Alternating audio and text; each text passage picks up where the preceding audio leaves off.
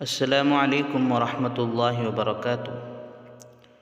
ہمارے یسیہ اسلام چینل میں تمام طرح کی دینی و اسلامی باتیں اور قرآنی آیات کی جامع و مختصر تفسیر اور احادیث مبارکہ اور غیر معتبر روایتوں کا جائزہ، اسی طرح بزرگوں کے پانچ اقوال اور رد فرقہ ضالہ وغیرہ مع دلائل ناظرین و سامعین کے سامنے ہم لاتے رہیں گے انشاءاللہ تعالی۔ تمام سامعین اور ناظرین سے گزارش ہے کہ دوسروں تک ان تمام باتوں کو پہنچائیں۔ جزاکم اللہ خیرا و احسن الجزاء۔ قول نمبر 1، مولانا یوسف صاحب کاندھلوی رحمۃ اللہ علیہ فرماتے ہیں، اللہ تعالیٰ نے اسلام کی موت و حیات کو ملک و مال کے ساتھ نہیں جوڑا ہے، بلکہ حضرت محمد الرسول اللہ صلی اللہ علیہ وسلم والے طریقۂ محنت سے جوڑا ہے۔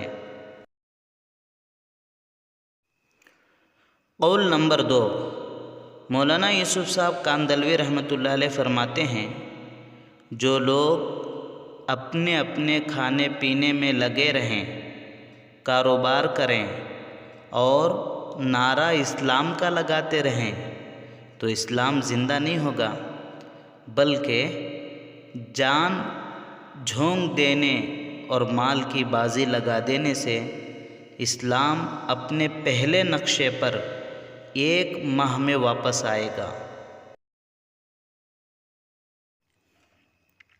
قول نمبر 3، مولانا یوسف صاحب کاندھلوی رحمۃ اللہ علیہ فرماتے ہیں، جب حضور اقدس صلی اللہ علیہ وسلم کے طریقے پر محنت کر کے دعائیں مانگی جاتی ہیں تو اللہ تعالیٰ دل کا رخ پھیر دیتے ہیں۔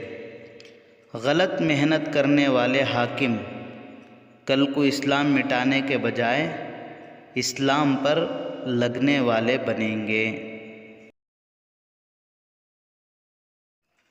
قول نمبر 4، مولانا یوسف صاحب کاندھلوی رحمۃ اللہ علیہ فرماتے ہیں، اس کام یعنی دعوت و تبلیغ کے کام کو اپنے اصولوں پر نہیں اٹھانا ہے، بلکہ سیرت والے اصولوں پر اٹھانا ہے، اس لیے کہ ہماری نسبت گندی ہے اور حضور صلی اللہ علیہ وسلم کی نسبت پاک ہے۔